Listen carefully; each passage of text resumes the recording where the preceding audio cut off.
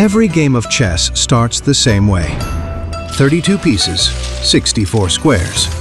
Within those 32 pieces are 6 distinct characters. Let me introduce you to your team. This is a pawn. There are 8 of them. They all look harmless, but that's what they want you to think. The pawn moves forward 1 square at a time. He can't go backwards or sideways, but he can move 2 squares from the starting position. He captures diagonally. Pretty simple, right? Wrong. Because if a pawn makes it all the way to the other side of the board, he gets to transform into any piece you want.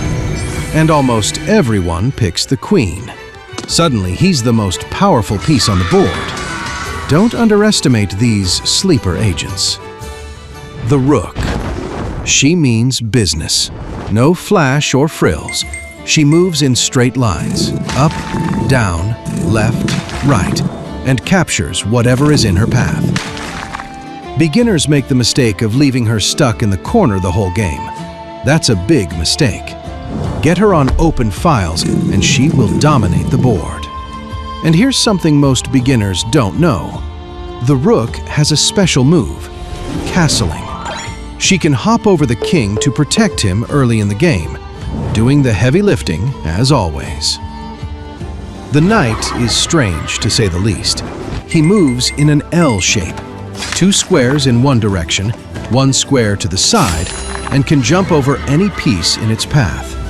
But his most powerful asset isn't his strange moving pattern. The knight is the only piece, besides the pawns of course, that can move at the very start of the game without anything needing to move first.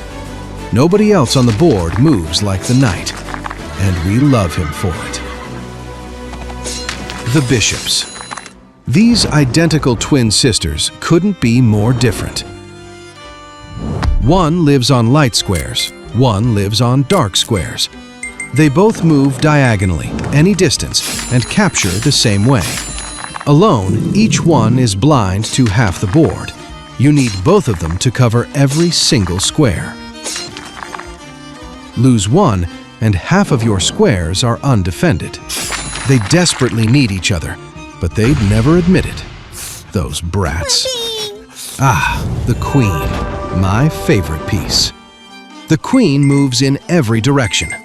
Forward, backward, sideways, diagonally, as far as she wants. She's such a diva. She can take anything, go anywhere, and end the game completely on her own if she wanted to.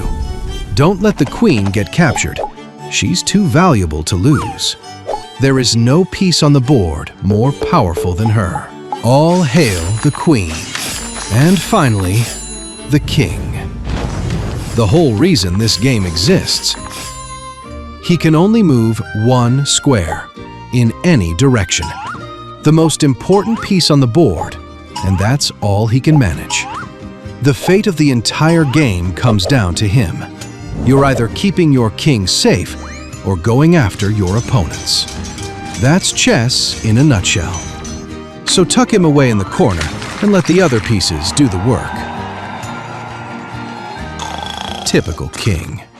Now that you've met the team, you're ready to play. Don't let me down. Play chess on Duolingo today. I'll be waiting.